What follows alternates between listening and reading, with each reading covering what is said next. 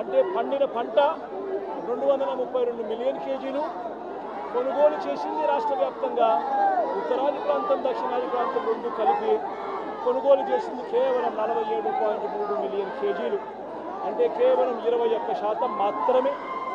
నేను అడుగుతా ఉన్నా, వీళ్ళ మాటలు నమ్మి మాటలు నమ్మి వాళ్ళు లిఖితపూర్వకంగా ఇచ్చిన హామీ మేరకు 142 మిలియన్ కేజీలు మేము కొనుగోలు చేస్తాము, మీరు పంట వేయండి అని చెప్పి వాళ్ళు చెప్పిన నేపథ్యంలో వేసిన పంట కొనుగోలుకు సైతం ఒక్కసారి బేరీజు వేసుకుంటే వీళ్ళు కొంటామన్నది 142 మిలియన్ కేజీలు, కొనింది చివరకు 47.3 మిలియన్ కేజీలు మాత్రమే, అంటే కేవలం 33% మాత్రమే కొనుగోలు చేసిన పరిస్థితి.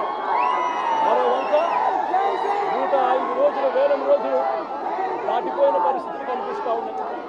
నేను అడుగుతా ఉన్నా, ఈరోజు ఇదే వేలం కేంద్రంలో నేను వస్తున్నాను కాబట్టి, ఈ ప్రాంతానికి నేను వస్తానని చెప్పాను కాబట్టి ఒక వారం 10 రోజుల నుంచి 10 రూపాయలు రేటు పెరిగింది, లేకపోతే ఆ రేటు కూడా పెరిగేది కూడా కాదు. అలాంటి సిండికేట్ పరిస్థితుల మధ్య జరుగుతూ ఉంది. హైయెస్ట్ రేటు చూస్తే 262 రూపాయలు కొన్నారు. యావరేజ్ రేటు ఎంత అని చూస్తే 174 రూపాయల నుంచి కొనుగోలు లేవు. మరి నేను అడుగుతా ఉన్నా, పంట కొనే నాతులు లేని పరిస్థితిలో ఇవాళ రైతన్న వ్యవసాయం జరుగుతూ ఉంది. కొనుగోళ్ళు ముందు సాగడం లేదు. ఎక్కడ చూసినా కూడా కనీసం 30% నుంచి 40% రిజెక్ట్ జరుగుతూ ఉన్నాయి. లో బిడ్స్ వేస్తూ ఉన్నారు, రిజెక్ట్ చేస్తూ ఉన్నారు. రైతన్న ఈ సిండికేట్తో రైతన్న తీవ్రంగా నష్టపోతూ ఉన్న పరిస్థితులు కనిపిస్తూ ఉన్నాయి. ఇక్కడ దళారీ వ్యవస్థ పెట్టలేకపోయి మొత్తం కొనుగోలుదారులంతా సిండికేట్ అయినా కూడా ఒక్కరిని కూడా బ్లాక్ లిస్ట్ చేయలేదు చంద్రబాబు నాయుడు గారి గవర్నమెంట్, ఒక్కరిని కూడా అరెస్ట్ చేయలేదు చంద్రబాబు నాయుడు గారి గవర్నమెంట్. ఒక్క రైతుకి కూడా భరోసా ఇచ్చే కార్యక్రమాలు ఒక్కటంటే ఒక్కటి కూడా చేయలేదు చంద్రబాబు నాయుడు గారు. అదే మన గవర్నమెంట్లో గతంలో ఇలాంటి పరిస్థితులే ఉత్పన్నమైతే వెంటనే వైఎస్ఆర్సీపీ ప్రభుత్వ హయాంలో అప్పట్లో మార్కెట్ను రంగప్రవేశం చేయించాం. మార్కెట్ ఫ్లోర్ మీదకి వచ్చి కొనుగోలు చేయడం మొదలుపెట్టింది.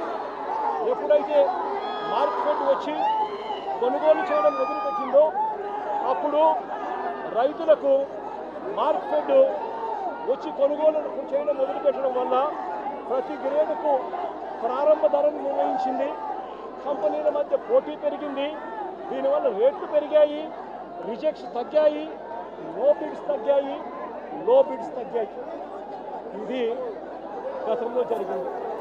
అప్పట్లో వైఎస్ఆర్సీపీ ప్రభుత్వ హయాంలో 3,000 కోట్ల రూపాయలకు ధరల స్థిరీకరణ నిధి తీసుకొని వచ్చి 7,800 కోట్ల రూపాయలు పంటను కొనుగోలు 5 సంవత్సరాలలో జరిపి రైతన్నకు ఇబ్బందులు వచ్చిన ప్రతిసారి కూడా గవర్నమెంట్ తోడుగా ఉండే కార్యక్రమాలు చేయడం జరిగింది. కానీ నేను ఇవాళ అడుగుతా ఉన్నా, కానీ చంద్రబాబు నాయుడు గారి ప్రభుత్వం ఇవాళ చేస్తూ ఉన్నది ఏమిటి అని అంటే దళారీలతో రాజీ పడిపోయింది. దళారీలతో నాకింత నీకింత అని చెప్పి కంపెనీలతో సర్దుబాటు చేసుకుంది కాబట్టి ప్లాట్ఫామ్ మీదకి మార్కెట్ను పోటీదారుడుగా కొనుగోలుదారుడుగా దింపలేదు.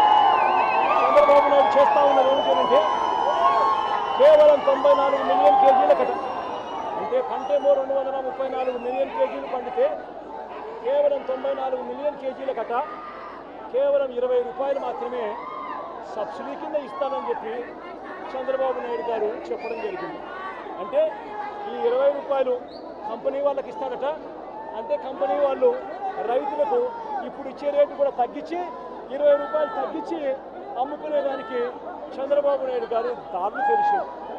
ఇదొకటే కాదు, చంద్రబాబు నాయుడు గారు కేవలం 94 మిలియన్ కేజీలు మాత్రమే కొనుగోలు చేస్తానని చెప్పడం వల్ల 232 మిలియన్ కేజీల ఉత్పత్తి అయిన నేపథ్యంలో తాను 94 మిలియన్ కేజీలు మాత్రమే పండిస్తానని చెప్పిన నేపథ్యంలో మిగిలిన పంట తాను కొనను అని చెప్పి చెప్పడం కూడా జరిగింది.